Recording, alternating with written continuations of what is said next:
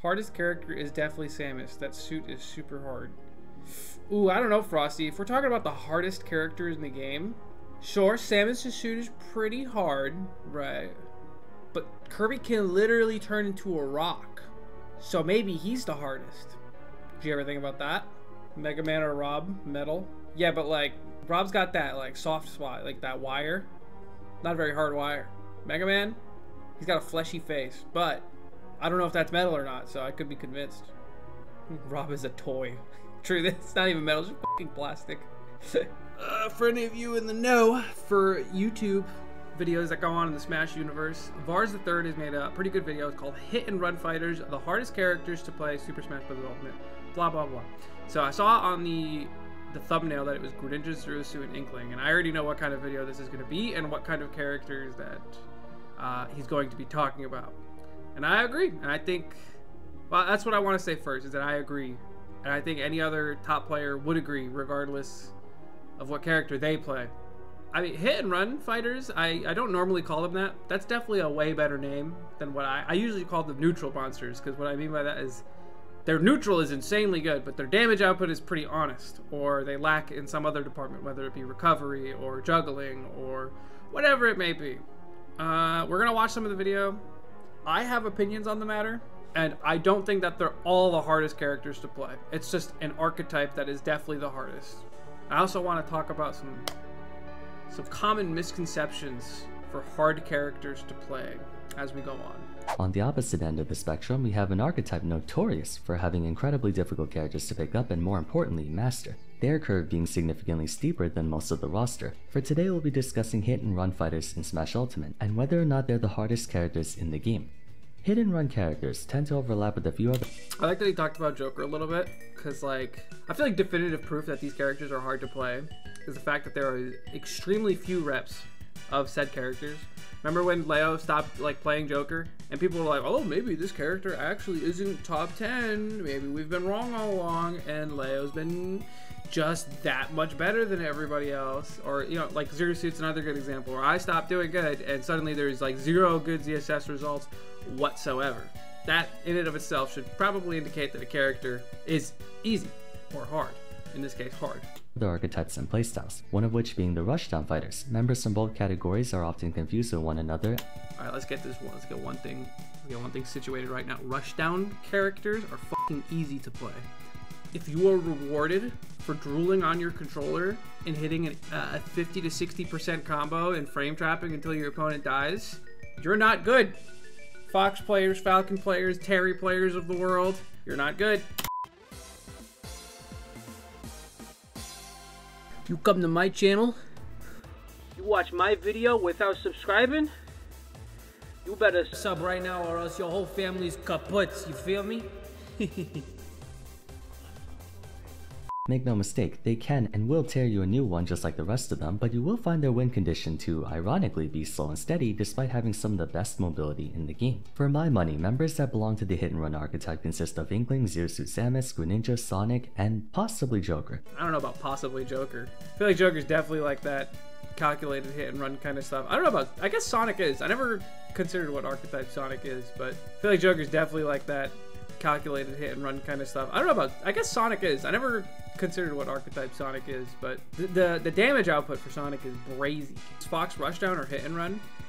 Most characters that are rushdown can play hit and run. Like, you can kind of like flex whichever one you want, but for example, as Fox or Roy, you are rarely rewarded for disengaging. That's why they're considered rushdown as opposed to hit and run. Whereas, like, you know, if Zero Suit wins neutral and she's in a scramble, she's probably going to want to disengage. She doesn't have very many good burst options that you'll have to respect all at once.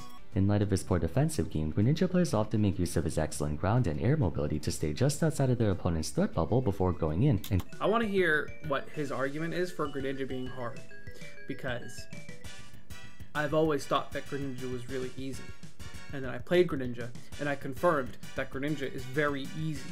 He is a dash attack bot, but it's really hard to like get a lot of good follow-ups. I don't know. Like, Greninja has more situational follow-ups, so he can benefit from disengaging. And he does fit the archetype of zoner, hit and run. But that boy, easy peasy. So far I talked about their neutral and mobility tools, but what about their offense? Is the archetype forever expected to just run around and get chip hits in? To an extent, yes. Hidden runners forfeit a fair amount of attack pressure for the ability to move around a lot and be hard to catch, but that's not to say they don't have their fair share of kill power. Sorry, real quick, Mald Sesh real quick. Hate fighting Incineroar, hate when this happens. For the ability to move around a lot and be hard to catch, but see how we hit him and he got grabbed anyway? That's not to say they don't have their fair share of kill power, cause no, they certainly do. Okay, Bubba. Okay, Vars III is balanced.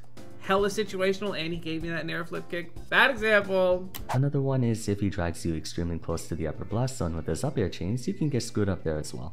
Granted, these are very specific kill setups that need to be at specific windows and positions on stage before you can perform them. And by no means am I saying hit and runners have the same kill pressure as other brawler types. If they did, they would be some of the best characters in the game. Difficulty has always been rather hard to identify in a platform fighter like Smash. For some, a character's difficulty is represented by their mechanical execution, such as Kazuya, whose electric wind god fist affords you only a 2-frame window. For others, difficulty can be represented by precision, like Sheik, whose stubby. Alright, so since he started talking about it, I wanna get my little 2 cents in. So one of the things that I see talked about a lot, right, is your local Ganondorf player would be like, you've probably heard this if you go to locals, or if you're, I don't know, just a Wi-Fi bot, but we've probably said before is, oh, this local, the best Ganon player in my region, he would be so much better if he played a good character. I'm gonna tell you, no, that's not true. No, being good with Ganondorf and being good with Joker, 2 extremely different things. It is so easy to be good with Ganondorf, Donkey Kong, K. Rool, any of those little Oonga Boonga characters. They're very easy. That's why they're very popular, is because they're very easy. It takes a lot more skill and effort to play the characters that are, like, you know, the hit and run characters that we're talking about. Ganon has such a low skill ceiling, correct. And what a lot of those characters' game plans devolve into is just guessing and hoping. Realistically, the only way you can succeed with those characters is just, you know, mashing whatever your best move is in like a general area. And if it hits good, you probably got a huge reward because you play a bad character. And those characters, you know, you play the Oonga Boonga characters. We get a lot per hit. This also goes for like mid-tiers and stuff too, right? Then there's, you know, there's a whole different conversation where like a hero, you know, it's all subjective at the end of the day, right? I think hero's hard because I think reading's really hard. You know, hard character. In simpler terms, hidden runners are the most mentally and physically exhausting characters to play, which can and does affect representation more. True, he's making a really good point here. Like, characters like this are, like he said, exhausting to play and very difficult. Like, normally, these hit and run characters, they have a lot of different answers, right? Because they're really good at neutral. They have a lot of different answers for a lot of different characters, which means there's a lot to keep in mind. Constantly be adjusting your spacing, your combo game, like how you get out of disadvantage, how you juggle. Like, you are constantly trying to adjust, whether it be you're fighting a new character or they're adapting and changing new things. Like, there's so much to keep in mind. It's really hard to play these characters. Picture a typical national or international sized event. Top level players are expected to play no less than a dozen sets, assuming said event has at least half a thousand players or more. Even if you commit a character's combo strings and setups to muscle memory, there's still so many things you have to be actively thinking about, and the more you have to do this, the more prone you are to errors, either from, like I said, mental exhaustion or from simple probability. Consistency is the hallmark of any top level player. Let's bring up the previously stated difficulties. First, the difficulty of mechanical execution. Because hidden runners emphasize movement over defense, dancing just outside of their enemy's threat bubble before they go in. Second, the difficulty of precision. Hidden runners have many ways to force enemy approaches, and they may have 1 or 2 attacks at commendable range, but their own attacks and combos fluctuate in when they can be done, where they can be done, or even if they can be done. Third, the difficulty of error. Hidden runners tend to lean on the bottom half of the roster in terms of weight. If Mario's considered the midpoint, every hidden runner is... Yeah, it's kind of like fucked up that most of these characters that he's talking about right now, they are kind of a lightweight. You gotta play a lot of Smash Brothers just to win. Very intellectual sentence I just said there, I know. Another thing that people will tend to say when they're talking about like this archetype of characters is like, oh, X character has to work so hard to win. Oh, you have to work so much harder than your opponent to win. And it's like, yeah, like that is true. It's just you're pressing more buttons, you're thinking harder. This is the way it works. Because their characters are fundamentally designed around reacting to their opponent, not executing their own game plan. Compared to other archetypes like zoners who can rely on a single pattern from 0 all the way to kill percent, hidden runners can never autopilot. They always have to think about what to look for, when to look for it, and where to look for it. There are 2 examples of this that I can think of off the top of my head. One of them being Genesis 7 when Mars got his double jump taken away by Leo's side B, and in that split moment he realized he can up B and still take out his stock even though he was about to lose his own. And then there was another one when Mars took a set against the bus by down airing him after chasing Olimar all the way from under the stage. It's those very split-second decisions that you have to look out for when playing a hidden runner. Compounding this exhaustive difficulty is the fact that they have to play like this throughout the course of an entire stock, and by extension, an entire set. You can think of them. Okay, to be fair, he just said that you gotta be thinking like that throughout the course of an entire stock and set. I don't think like a psychopath the entire time, trust me. I am in a constant state of, how can I kill this guy? Even outside of Smash. I'm fucking crazy. Their strong attacks are often very committal and easy to react to, considering they spend most of their time evading their opponent, not being right next to them. Greninja landing a straight hit very... I think it makes a good point here where like a lot of these characters have to just get comfortable with the fact that like if you didn't get a cozy little read or an edge guard, you're probably gonna be waiting to take that stock until like 180, 170, 180. Like there's a lot of damage output that has to be done until my 4 tilt can kill somebody. It's a little ridiculous that I have to like get to that point where like I have to just thug it out. You know why Zero Suit sucks is because like despite that, like I'm pretty sure her up throw like doesn't even kill at 180 against like some midweights. In neutral will seldom if ever happen against the top player. ZSS can't just spam back air in the hopes of landing a kill despite how fast and safe it is. It's not a Fox Bear or Cloud Bear in that sense. Inkling's Roller. I mean, if you get hit by that in neutral, you're just bad at the game. Even Sonic. I haven't talked much about Sonic despite him also... This dude's an Inkling player for sure. He said if you get hit by a roller, you're just bad at the game. As evident by their declining player bases across the board in favor of easier and equally if not more efficient alternatives. Besides Sonic. Sonic is the one hit and run character who, aside from being squishy and struggling to kill outside of edge guards, is the one exception to this entire video. What do you guys think? Do you agree with me? Sonic's broken. This we know. So you guys remember when Mute was getting just absolutely roasted on Twitter because he was just like, yeah, Palutena is harder than, is like worse than Incineroar, or like he said something along those lines. Like, but does anyone remember exactly what he said? Because I understood the point he was making, but it might be a little bit of a stretch. He got flamed, he really did. Basically, the point that Mute was trying to make in that argument was like, Palutena kind of is like that hit and run character, right? Does a little bit of zoning, has shades of rushdown, kind of like a hit and run character. The point that he's trying to make is that like you have to think a lot harder than you do if you're playing Incineroar, which is true. Incineroar, you know, is the less thinking you do when you play Incineroar, the more you'll probably succeed. I will prove that. I will play Incineroar. I will steamroll my opponent by using like 3 buttons, and then I'm gonna switch to like Joker or Zero Suit or something. Actually, this is perfect. Well, Sephiroth's more of a zoner than hit and run. But even with that case, right? His win condition is gonna be to like keep me out. His nair is really good if I get too close. Every other sword move is gonna be really good. If I just get in once, the roar that I'm gonna get will be way better than his. I better not lose after saying all this. This is fine. See, I'm gathering data right now. I know what my answer is. Good win. I'm getting my ass beat, guys. Any point that I tried to make isn't real anymore. So glad that worked out.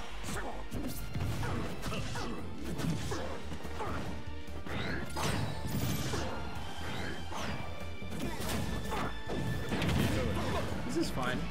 Believe in the comeback.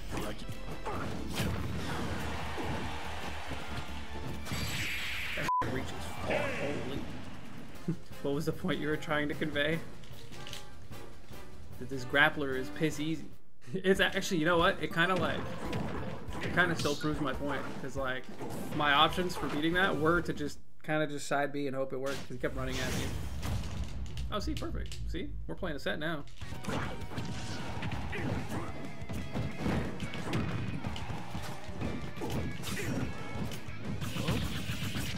know I can hit him dropping off the ledge there.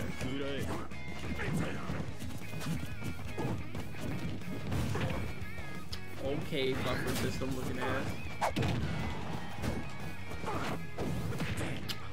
It's like earlier time, it's annoying.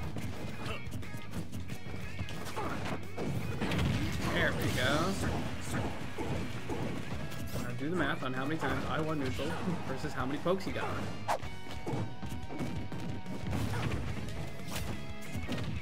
You're dead. I guess a good point to make here is that, like, say if I was playing like Joker, right? I know he's gonna run in his shield. So as Incineroar, I just do side B, or I do like empty hop grab on his run in. And that's the end of the interaction. I maximize the damage I get in that interaction. Full 20 something. And I have really good stage control after that. And it's done. If I'm playing Joker, I grab, I do down throw, I do up air, I drag it down, I do down throw, I up air, I drag it down. Down throw, back air, and I get like 30. It's like more damage, right? But that relied on the stage, like me having more stage control and a lot more buttons. Whereas with Incineroar, I just do this, and he's dead. If I was Joker there, I would have had to do a short hop and then a double jump and a back air, a down air to kill him. I don't think back air would have killed him. Maybe it would have. Not the point.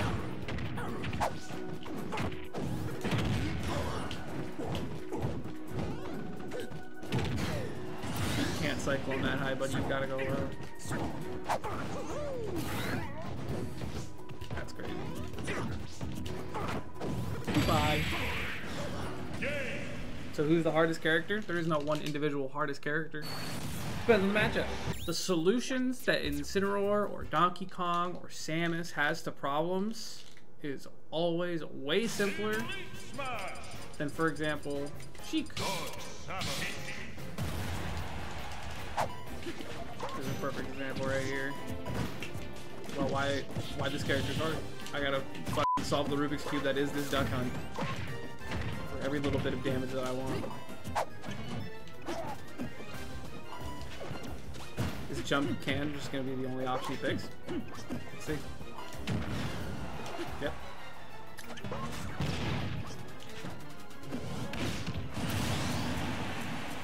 So the goal, right, is like I make it very hard to hit me. That's what the hit and run do.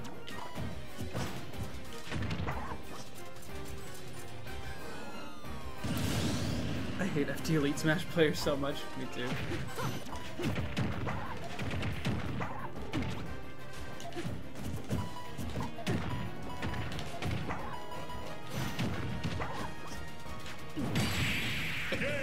You see how many more steps that was than like any other character? But Vars is right, there's a little bit of that cheese factor, you know? That was pretty hard looking. Thank you, I tend to do that. Joker can sometimes be simple. It depends on the, like if you have Arsene, not a very hard character. I feel like another archetype that could make an argument is Trappers.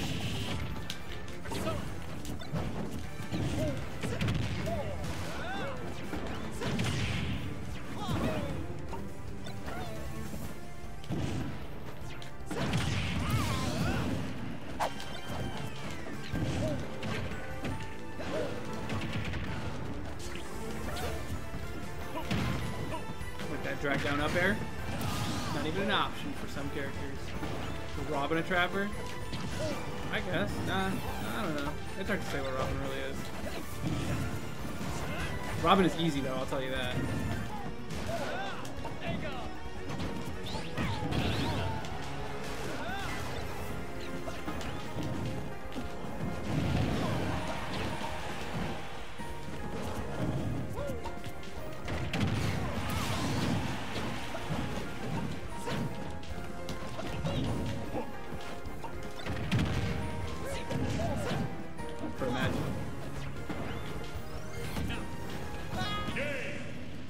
Dude, just as need. That was awesome. Banjo is worse than Doc by far. That is not true. We're talking about like actual good. Banjo is better than Dr. Mario. Dr. Mario sucks. Oh, sweet. I get to play another not real match. 3, I'll have D this time. Go! Oh,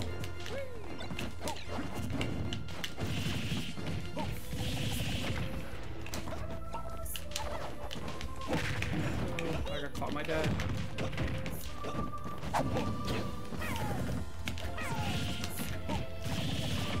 Banjo Mirror is annoying. It's not like particularly good, but it's one of those f***ing throw it out options. No sweet spot? Maybe it just doesn't feel like that.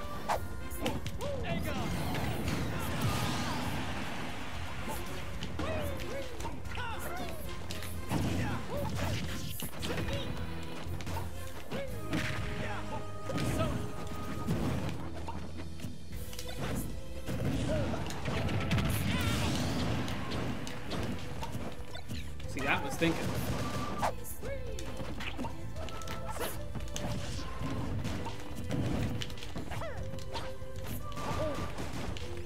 Hey, wait, that point Vars is making. Sometimes your opponent just lives to 180.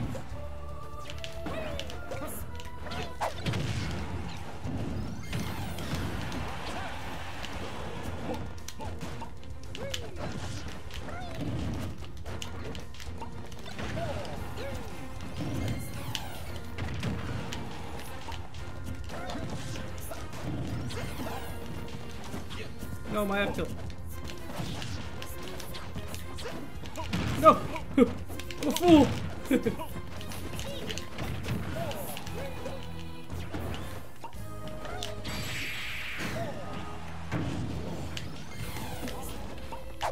Hurry up!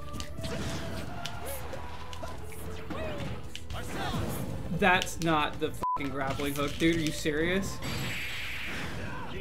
Oh, there's 7 seconds left. 5, 4, 3, 2, 1, time! Sudden death, go!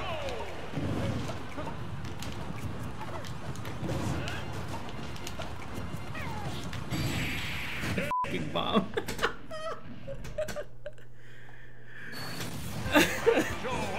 Dude, the grappling hook would have hit. That's what I wanted, was the grappling hook. And then I got fucking Arsene up B, and then I lost because of it, dude.